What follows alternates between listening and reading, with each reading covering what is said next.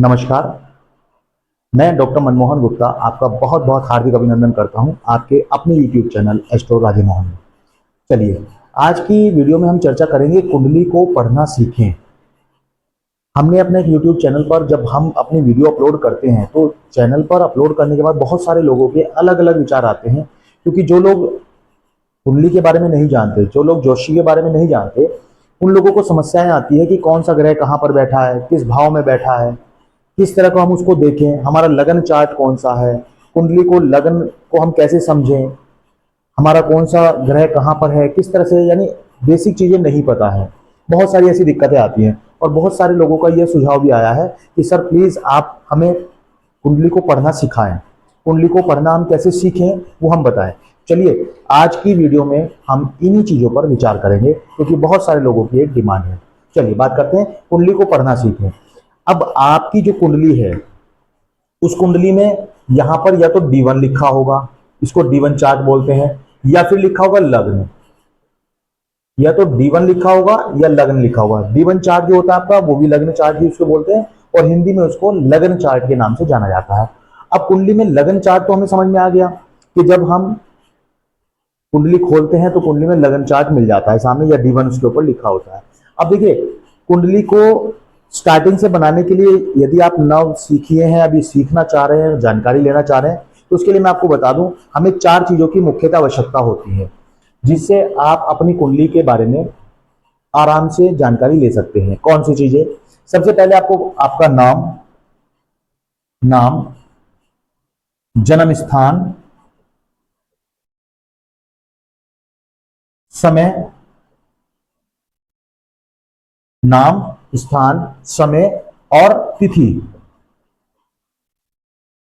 यानी आपकी date of birth क्या है, इसको हम DOB, डेट ऑफ बर्थ भी इसको हम कह सकते हैं। Date of birth, time, birth place और आपका नेम। ये 4 चीजें यदि आपके पास हैं तो बहुत सारे यूट्यूब पर या गूगल पर, आप कहें गूगल पर बहुत सारे ऐसे सॉफ्टवेयर अवेलेबल हैं जहां पर आप इजीली अपनी डिटेल ये सब डालकर आपकी कुंडली खुल जाती है, जिसमें आपका इस तरह से एक चार्ट मिल जाता है जहां पर या तो D1 लिखा होगा या लग्न लिखा होगा। अब ये चार्ट खुलने के बाद आपको ये पता लगाना मुश्किल होता है कि मेरी राशि कौन सी है, मेरा लग्न की राशि कौन सी है, ये सब चीजें जानने में हमें दिक्कत आती है। तो आज हम इसी के बारे में चर्चा करेंगे कि आपकी लग्न कुंडली कौन सी है, लग्न का स्वामी कौन है, लग्न चार्ट क्या है, उसके बारे में आज हम चर्चा करेंगे। देखिए, सबसे पहले इसको पढ़ने के लिए हमें 9 ग्रह और 12 राशियों के बारे में जानना होगा कि कौन से 12 घर हैं। ये जो घर लिखे हुए हैं, अब इनको हम इस तरह से समझ सकते हैं। अब इनको घरों को पढ़ने में भी हमें दिक्कत आती है कि कौन सा घर पहला है, कौन सा घर दूसरा है, या कौन सा भाव, ये पढ़ने में भी हमें दिक्कत आती है। अब इसको बहुत आसान तरीके से हम समझने की कोशिश करते हैं। 1, 2, 3, 4, 5, 6, 7, 8, 9, 10, 11, 12, ये हमारे 12 भाव होते हैं। पहला भाव, दूसरा भाव, तीसरा भाव, चौथा भाव, पंचम भाव, छठम भाव, सप्तम भाव, अष्टम भाव, नवम भाव, दसम भाव, एकादश भाव और द्वादश भाव, ये हमारे 12 के 12 भाव होते हैं। अब जरूरी नहीं कि आपकी कुंडली में भी नंबर यहां पर इसी तरह लिखा हो, आपकी कुंडली में नंबर आगे पीछे हो सकता है। तो नंबर से हम कैसे पता लगाएं कि हमारी लगन राशि क्या है? चलिए, सबसे पहले हम 12 की 12 राशियों को लिख लेते हैं और उनके स्वामी के बारे में लिखेंगे। चलिए, नंबर 1 मेष राशि, मेष। नंबर 2 वृषभ, मेष वृषभ। नंबर 3 मिथुन।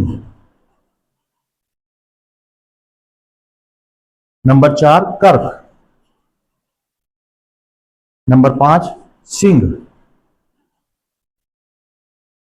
नंबर 6 कन्या। नंबर 7 तुला, तुला। नंबर 8 वृश्चिक।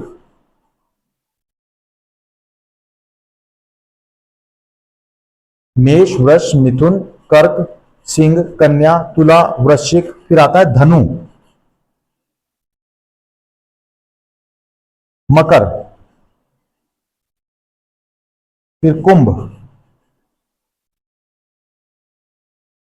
और फिर आता है लास्ट मीन। फिर आता है लास्ट मीन। तो ये जो 12 की 12 राशियां हैं जो हमने लिखी है कि मेष राशि जो पहले नंबर की राशि है, दूसरे नंबर की राशि है वृषभ, तीसरे नंबर की मिथुन, फिर कर्क, फिर सिंह, कन्या, तुला, वृश्चिक, धनु, मकर, कुंभ और मीन। ये 12 की 12 हमने राशियां लिख दी। अब इन 12 राशियों के स्वामी कौन कौन है उसको भी पहले हम समझते हैं। मेष राशि का स्वामी होता है मंगल। अब इसको भी मैं लिख रहा हूं, आप चाहे तो लिख सकते हैं या स्क्रीनशॉट भी ले सकते हैं। मेष राशि का स्वामी है मंगल, मंगल। वृषभ राशि का स्वामी है शुक्र, मिथुन का स्वामी है बुध, मंगल, शुक्र, बुध, और कर्क का स्वामी है चंद्र। सिंह राशि का स्वामी है सूर्य, कन्या राशि का स्वामी फिर से बुध है, तुला का स्वामी फिर से शुक्र है, वृश्चिक का स्वामी मंगल, धनु का स्वामी गुरु या जिसको हम बृहस्पति भी बोलते हैं, ये हम बृहस्पति भी बोलते हैं या इनको गुरु भी कहा जाता है। कुंडली में इनका बहुत बड़ा योगदान होता है। मकर, इनका स्वामी होता है शनि, कुंभ का स्वामी भी शनि होता है, और लास्ट आती है मीन राशि। मीन राशि का स्वामी भी गुरु या आप इसको बृहस्पति कहें, यही होते हैं। अब इसमें हमने आपको बताया कि हमारी टोटल कितनी 12 राशियां होती हैं और हमारे 12 राशियों के जो स्वामी हैं, है ना, वो कितने हैं टोटल 9 ग्रह होते हैं। लेकिन यहां पर हमने 2 ग्रहों के बारे में नहीं लिखा है, ये केवल हमने कितने ग्रह लिखे हैं देखिएगा, आप पढ़िएगा 1 2 3 4 5, 5 के बाद हमने बुध के ऊपर ले लिया, शुक्र भी ले लिया, मंगल भी ले लिया, 5 के बाद 6 और ये 7। हमने केवल 7 ग्रह के बारे में यहां पर लिखा है। तो वो 2 ग्रह कौन से हैं जिनके बारे में हमने नहीं लिखा, क्योंकि अक्सर हमने सुना है कि हमारी कुंडली में 9 ग्रह होते हैं, 9 ग्रह होते हैं। तो वो 2 ग्रह कौन से हैं? वो 2 ग्रह हैं राहु, राहु और केतु, राहु और केतु, ये 2 ग्रह ये हैं, और 7 ग्रह ये हैं। अब इनको समझने के लिए, इनको याद करने के लिए एक बहुत साधारण तरीका है। देखिए, कुंडली में चंद्रमा मां है, सूर्य पिता है, ठीक है, मां और पिता, ये 2 लोग हैं। अब आपसे अगर मैं पूछूं कि घर में सबसे ज्यादा सेक्रीफाइस कौन करता है, अगर हम बच्चे हैं तो हमारे लिए सबसे ज्यादा सेक्रीफाइस कौन करता है? या तो हमारी मदर करती है या फादर करते हैं। इन दोनों के अलावा कोई सेक्रीफाइस करता है क्या? नहीं करता। अपने बच्चों के लिए माँ बाप हमेशा तैयार रहते हैं और वो ही हमेशा त्याग करते हैं। तो अब यहां पर क्या हुआ कि कुंडली में जो चंद्रमा है और जो सूर्य है, इन दोनों को तो केवल एक एक घर मिला, एक एक राशि मिली, क्योंकि 12 घर है तो इन लोगों को कितने घर मिले? केवल एक एक घर, एक घर इनको मिला और एक घर इनको मिला, और बाकी सभी 5 को 2-2 मिले। कौन कौन से? जैसे मंगल को एक घर ये मिल गया और मंगल को दूसरा ये घर ये मिल गया, ठीक है। शुक्र को एक घर ये मिल गया और शुक्र को फिर दूसरा घर ये मिल गया। बुध को एक घर ये मिल गया और बुध को दूसरा घर ये मिल गया। बृहस्पति को भी 2 घर मिल गए और शनि महाराज को भी 2 घर मिल गए। तो कहने का मतलब ये है कि बाकी सबको 2-2 घर मिले हैं, और केवल चंद्रमा को एक घर, क्योंकि चंद्रमा मां का कारक है, और सूर्य को क्योंकि पिता का कारक है, दोनों को एक एक घर मिले कि ठीक है, हम तो भैया एक एक घर ले लेंगे, आप 2-2 घर ले लें। तो बाकी सभी ग्रहों को 2-2 घर मिले हैं और केवल सूर्य को और चंद्रमा को एक एक घर मिला है। अब बात करते हैं राहु केतु, इनको घर क्यों नहीं मिला? क्योंकि राहु और केतु दोनों छाया ग्रह हैं, दोनों को छाया ग्रह में काउंट किया जाता है। इनकी वैसे तो यथार्थता नहीं मानी जाती कि इनका कोई रोल नहीं होता, परंतु छाया ग्रह होने के बावजूद भी इनका बहुत बड़ा रोल होता है। अब ये राहु केतु कौन है, इन्हें थोड़ा सा समझने की कोशिश करते हैं। समुद्र मंथन के समय, जिस समय एक असुर देवताओं के बीच में जाकर बैठ गए थे और वहां पर उन्होंने धोखे से अमृत चख लिया था, अमृत चखने के बाद इनका वध कर दिया गया था, जो इनकी गर्दन काट दी गई थी। तो इनके दो हिस्से हो गए थे, क्योंकि अमृत पी लिया था, अमर तो इनको होना था।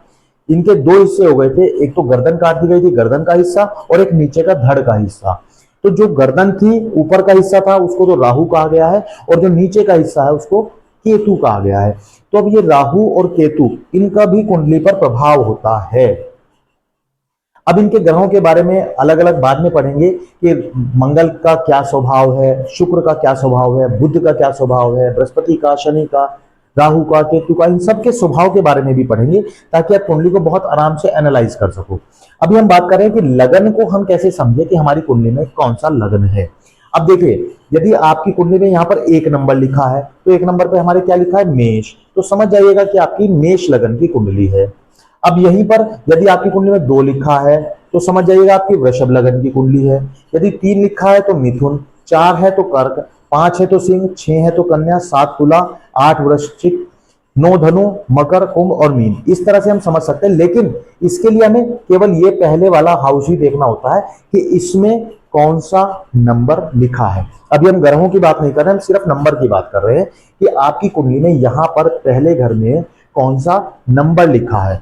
यदि आप उस नंबर को देख लेते हैं और उस नंबर के हिसाब से आपको ये पता चल जाता है कि मेरा कौन सा लग्न है, मेष लगन है या इनके अलावा और 12 के 12 से हम देख सकते हैं कि मेरा कौन सा लगन है। टोटल 12 लगन है और 12 में से कौन सा लगन मेरा है वो हम आसानी से समझ सकते हैं। तो ये जो लगन हम जिसकी बात करते हैं, यदि यहाँ पर कोई भी ग्रह बैठा हो, उस ग्रह को हमें इग्नोर करना है, हमें सिर्फ पहला घर देखना है। अब ये पहले घर में यदि हमने जैसे भी आपको बताया कि यहाँ पर 2 नंबर लिखा हो या 4 नंबर मान लेते हैं, 4 लिखा हो, तो कंफ्यूज नहीं होना है कि बाकी कैसे चलेगा। फिर इसकी गिनती इसी हिसाब से चलेगी। हम गिनती लगन से ही शुरू करते हैं, ये सबसे बड़ी चीज ध्यान रखने की है कि हम गिनती लगन से ही शुरू करते हैं। लगन में जो भी नंबर लिखा होगा उस नंबर से अगला नंबर अगले घर को बताएगा। जैसे यहाँ पर अगर 4 लिखा हो तो यहाँ पर 5 हो जाएगा, यहाँ 6 हो जाएगा, यहाँ 7 हो जाएगा। यहाँ पे मान लिया 10 लिखा हो तो यहाँ पे 11 हो जाएगा, यहाँ 12 हो जाएगा, यहाँ 1 से शुरू हो जाएगा, यहाँ 2 आ जाएगा, यहाँ 3 आ जाएगा। यानी कहने का मतलब सीधा सीधा ये है कि यहाँ पर हम चेक करेंगे कि कौन सा नंबर लिखा हुआ है। यदि यहाँ पर 1 नंबर है तो कौन सा लगन होगा, यदि यहाँ पर 10 नंबर है तो कौन सा होगा, 4 है तो कौन सा लगन होगा, और उसका स्वामी कौन है उनके सामने हमने लिखा हुआ है।